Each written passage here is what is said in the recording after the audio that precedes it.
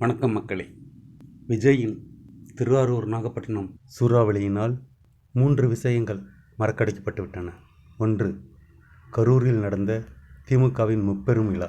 2. ரோபோசங்கரின் மறைவு. 3. சக்தி திருமகன். சக்தி திருமகனை இன்னும் சில பேர் பார்த்துருக்க மாட்டீங்கன்னு நினைக்கிறேன். அவங்களுக்காகத்தான் இந்த பதிவு.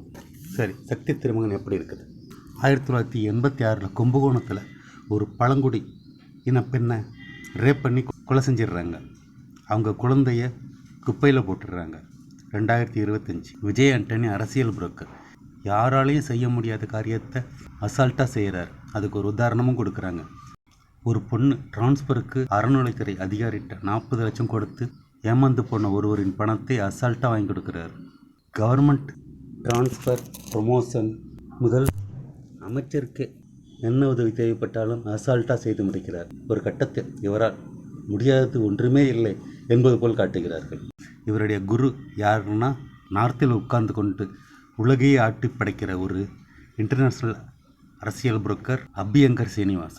இந்த சமயத்தில் தஞ்சாவூரில் உள்ள ஒரு மத்திய அமைச்சரின் நிலத்தை அவரின் உறவினருக்கே கைமாற்றி விடுகிறார்.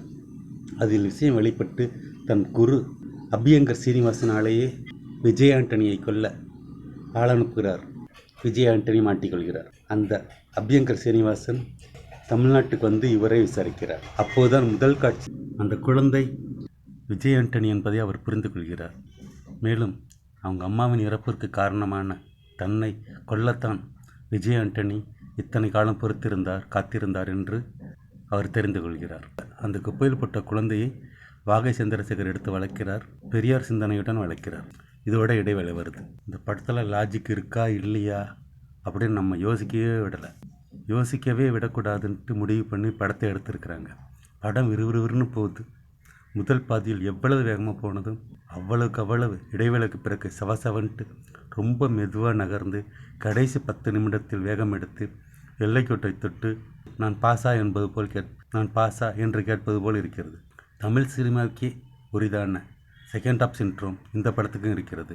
மொத்தத்தில் சக்தி திருமகன் ஒரு முறை பார்க்கலாம். நன்றி மக்களே.